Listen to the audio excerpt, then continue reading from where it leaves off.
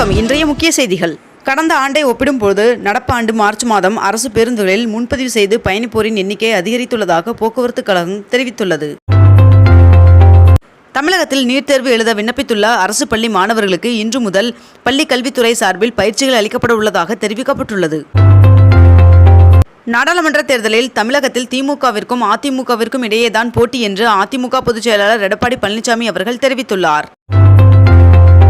வாக்காளர் அடையாள அட்டை இல்லாதவர்கள் மேற்கண்ட இந்த 12 ஆவணங்களில் ஏதோ ஒன்றை காண்பித்து வாக்களிக்கலாம் என்று இந்திய தேர்தல் ஆணையம் அறிவித்துள்ளது. பழனியில் பங்குனி உத்திர திருவிழாவை முன்னிட்டு நேற்று தேரோட்டம் நடைபெற்றது.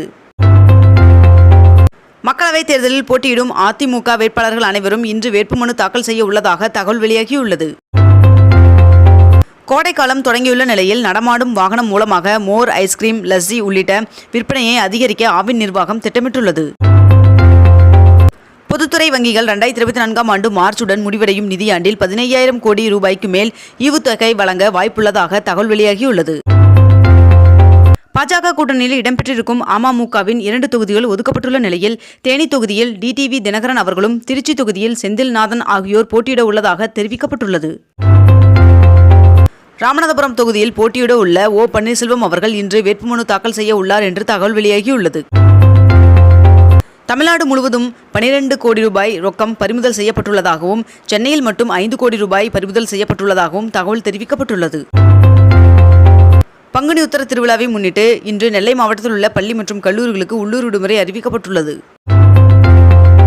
தமிழகத்தில் BBA, BCA படிப்புகளுக்கு கல்லூரிகள் அங்கீகாரம் கோரி விண்ணப்பிப்பதற்கான கால அவகாசம் வருகின்ற ஏப்ரல் 1ஆம் தேதி வரை நீட்டிக்கப்பட்டுள்ளது.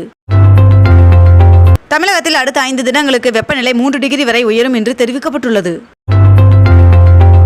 ஐயப்பன் சுவாமிக்கு இன்று பம்பை நதியில் ஆராட்டு விழா நடைபெற உள்ளதாக தெரிவிக்கப்பட்டுள்ளது. CBSE 3 மற்றும் 6ஆம் வகுப்பு மாணவர்களுக்கு புதிய பாடத்திட்டம் அறிமுகப்படுத்தப்பட உள்ளதாக தெரிவிக்கப்பட்டுள்ளது. பாஜக மாநில தலைவர் அண்ணாமலை அவர்கள் கோவை சித்தாபுதூரில் உள்ள ஐயப்பன் கோவிலில் சுவாமி தரிசனம் செய்து தேர்தல் பிரச்சாரத்தை தொடங்கியுள்ளார் என்று தெரிவிக்கப்பட்டுள்ளது. திருப்பதி ஏழுமலையான் சுவாமியை தரிசிப்பதற்கான ஜூன் மாதத்திற்கான தரிசன டிக்கெட் முன்பதிவு இன்று காலை தொடங்கப்பட உள்ளதாக தெரிவிக்கப்பட்டுள்ளது.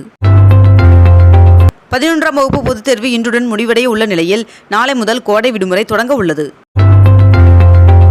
கிருஷ்ணகிரியில் வீரப்பன் அவர்களின் மகள் வித்யாராணி அவர்கள் நாம் தமிழர் கட்சியின் சார்பில் போட்டியிடுவதாக தெரிவிக்கப்பட்டுள்ளது. நாம் தமிழர் கட்சியின் சார்பில் தமிழ்நாடு மற்றும் புதுச்சேரியில் உள்ள 40 தொகுதிகளில் போட்டியிடும் வேட்பாளர்களை சென்னை பொதுக்கூட்டத்தில் உரை மேடையில் கட்சியின் ஒருங்கிணைப்பாளர் சீமான் அவர்கள் அறிமுகம் செய்து வைத்தார். மக்களவைத் தேர்தலுக்கான அதிமுக கூட்டணி வேட்பாளர்களை ஆதரித்து எடப்பாடி பழனிசாமி அவர்கள் நேற்று திருச்சியில் பிரச்சாரம் மேற்கொண்டார்.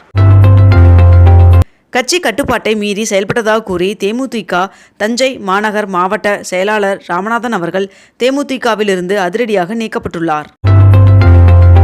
தமிழக பாஜக தேர்தல் பொறுப்பாளராக பேராசிரியரும் இந்திய சுகாதாரம் மற்றும் குடும்ப நல அமைச்சகத்தின் முன்னாள் ஆலோசகருமான அமர் பிரசாத் ரெட்டி அவர்கள் நியமிக்கப்பட்டுள்ளார். திருச்சி மாவட்டம் கள்ளக்குடி, வேலூர் மாவட்டம் வல்லம் உட்பட மேற்கண்ட இந்த 5 சுங்கச்சாவடிகளில் கட்டணம் உயர்வு வருகின்ற ஏப்ரல் 1ஆம் தேதி முதல் அமலுக்கு வருவதாக தேசிய நெடுஞ்சாலை ஆணையம் தெரிவித்துள்ளதாக தகவல் வெளியாகியுள்ளது.